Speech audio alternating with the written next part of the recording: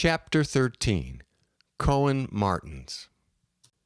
Coen Martens was a gifted, talented electrical engineer. Straight out of college, he landed a position with a prominent Belgian power company. This didn't prove to hold his interest for very long, and he soon left to start his own specialty company. He tackled unique power supplying needs for businesses, organizations, and events needing power in unconventional locations or situations. The more difficult it was to solve a company's power problem, the more he enjoyed it. The company soon earned a very favorable reputation. However, as gifted as he was at electrical engineering, he was not much of a businessman. Coen was always impatient and bored with the business side of managing his own company. The contracts, the legalities, insurance requirements, employee payrolls, and taxes. The business deals he made were less than advantageous. He just couldn't be bothered. He frequently lost money on contracts. Good employees were hard to keep when he wasn't making payroll. The company failed. He again landed a position with a prominent electrical engineering firm, but was unbearably bored with the ordinary projects he found himself involved with. The money was good, but the mundane formality, the endless routine, the corporate hierarchies, the stuffy protocols of big business were so frustrating for him. At a company party, he met Ruben Dennis, and the two immediately became friends. Coen later writes, quote, "We seemed like kindred spirits or long-lost brothers or something. He was also someone who was very frustrated with the mundane routines of his corporate job and was looking to break out of this prison, as he called it. Ruben was involved with the business aspect of the company, the bookkeeping and financing. I told him I was bored to death with that kind of thing and couldn't imagine how he could do that day in and day out and not go completely crazy. He said he didn't mind the work so much, but the bureaucracy drove him insane. None of what he did had any personal relevance for him. It was all just abstract numbers that he was paid to have turn out right. He wanted to be involved more with the entire process. I told him I'd had a business, but that it failed because I wasn't diligent in the business aspects. Right then and there, we both knew what was going to happen. We left the company and became partners in a new venture. Ruben handled all the financial and accounting aspects of the company, and I handled the electrical engineering side. It was a match made in heaven." End quote. The new company got off to a slow start, but eventually landed some important contracts, and the partnership was working well. The business had cash flow, payroll was being made, and the company was gaining a favorable reputation. It became quite profitable, and that's when Ruben began to embezzle. At first it was small amounts, but as the company grew, the amounts increased. It was easy to do because Coen never became involved in the business end. He didn't want to. He left it all to Ruben, and eventually Ruben took it all. He sucked the company dry, dissolved the partnership, and walked away, leaving Coen holding the bag. The company went under, and Coen once again found himself back in the trap of a normal job, paying off the debt accrued in his name by Ruben. He had never been to Alpha City and may never have gone, but a girl he was dating suggested it as a vacation. He was enthralled with the environment and booked several more vacations there, eventually joining the League. He writes in his memoirs, quote, "Everything about it was so ultra high tech, and the whole operation ran on electrical power, even the transportation. After seeing some of the major resort attractions, I would catch myself daydreaming about designing and implementing the electrical architecture involved in some of these attractions. I could easily see myself fully enjoying that kind of work. And the non-money-based society they had created was more than appealing to me. Even the idea of the rotation system sounded exciting, not to be stuck in the same job for years on end, but rotating around the complete spectrum, learning all the different aspects, working with people, not for people, having access to the entire complex and all of its resources, and never having to pay bills or balance a checkbook or write a business contract." End quote. He applied for residency, and with his engineering background coupled with his huge enthusiasm for living in a cooperativist environment, he was just the type of individual the Alpha City Project was looking for. A friend of his remembers this, quote, "Coen was extremely well liked. He was always so enthusiastic and so full of energy for whatever task or segment he happened to be in, and people respected him. Coen was always coming up with inventive ways of doing things and was utilized in all of the electrical designs and implementations of the various attractions and facilities. He seemed to be in on everything just because he wanted to be, even when he wasn't in that segment or on that shift. If it interested him, he'd get involved and was always a welcomed asset. He was a very creative guy in a very scientific way. I'm making him out to be special in many ways, and he was, but there were a lot of special and amazing people with interesting and varied backgrounds. I mention this because that was one of the features of the community that kept people like Coen and the rest of us here. Everyone was valued and had something to contribute, and we all worked together well because we had mutual respect for each other. Coen, as well as the rest of us, very much liked that atmosphere." End quote. Coen remembers, quote, "Living in Alpha City, I felt freer than I ever have in my life. I enjoyed the atmosphere, I enjoyed the life, I enjoyed the work, and I enjoyed the people, and I had the time and the resources to enjoy my passions." End quote. One of his passions was to find the solution to the problem of cumulatively storing indefinite amounts of electrical power and then being able to tap those reserves for later use. This would give power plants the ability to generate and store free power by means of solar, wind, and wave resources during times optimal for these methods, and then later, when power generating conditions ebbed, use the stored power. This was an obsession for him to find that solution. He recalls, quote, "In Alpha City, I always had access to equipment for experimentation.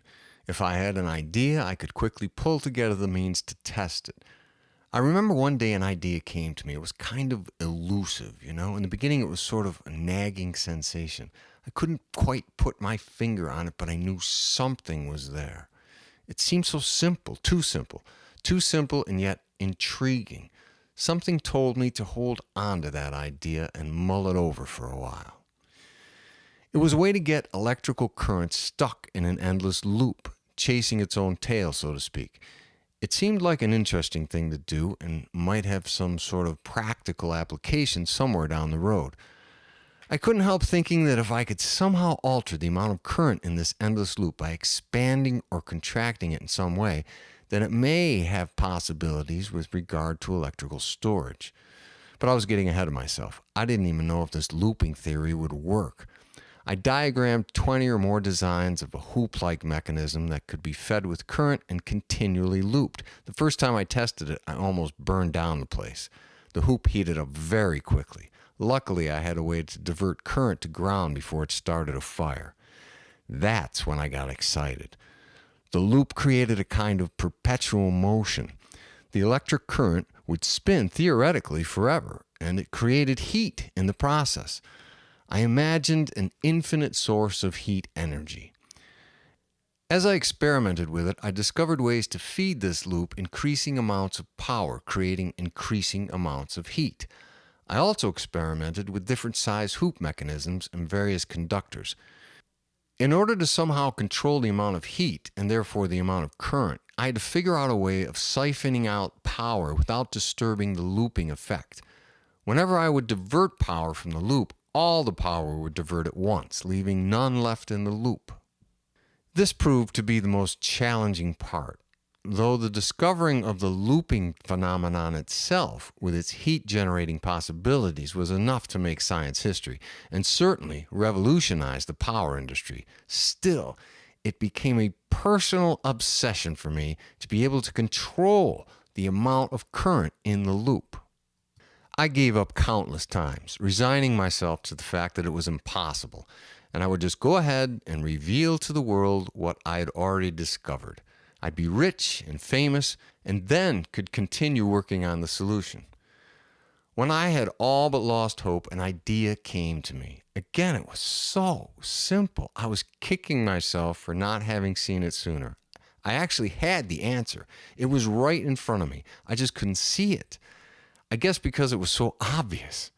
It was simply a matter of being able to split the looping current in two within the loop, effectively creating two currents from the one, and then diverting the second current to another loop alongside the first. The idea was simple, but the implementation proved very difficult.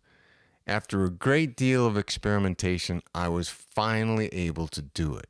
I was so excited that it never occurred to me that I had the answer to the electrical power storage.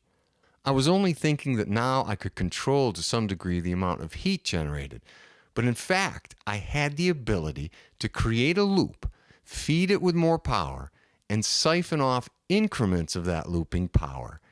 It was very crude and unrefined, but with more sophisticated high-tech embellishments, it was essentially very workable. The hoop mechanisms could be built large enough to hold significant amounts of looping current, effectively having this active stored power that could then be siphoned off as needed to supply power to homes and industries, theoretically to whole cities. And it had the added advantage of generating heat. I remember continually hoping I wasn't dreaming all this. I kept thinking at any minute I was going to wake up. End quote. As we all know now, Coen did develop a way to control this phenomenon, giving humanity the ability to mass huge amounts of electrical current, actively stored, with the ability to draw from it in a regulated way. This is what paved the way for our VAX broad bin silos. One colleague writes this, quote, "Everyone in Alpha City knew what he was working on because he had always been working on it ever since we'd known him. He constantly had new theories and would present them to his electrical-minded colleagues. Inevitably, someone, much of the time it was himself, would discover the reason why it would not work." End quote. Coen remembers, quote, "But this time I had such intuitive confidence that I didn't mention it to anyone, wanting to explore its possibilities on my own first. If it panned out, I would surprise and shock the world with this discovery. Once I realized I'd found the answer, I began to ponder the significance of this discovery and how I would proceed with it. I could implement it first in Alpha City, and from there expand to the rest of the world. What a tremendous triumph for Alpha City to boast of. All my friends and colleagues would think of me as a real hero for Alpha City, the League, and cooperatism. However, I also knew that in the outside world, this knowledge would be worth a fortune. I wrestled with my loyalty to the League, my loyalty to cooperatism, and compared that to being a multi-billionaire in the world at large.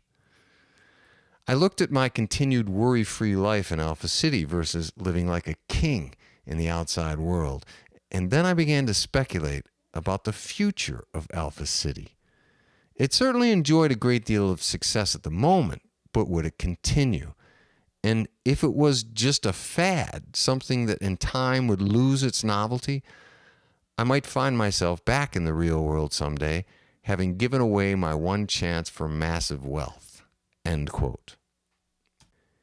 Years later, another friend writes, quote, "The recognition for his discovery was extremely important to him, but he reasoned that he would get the recognition either way.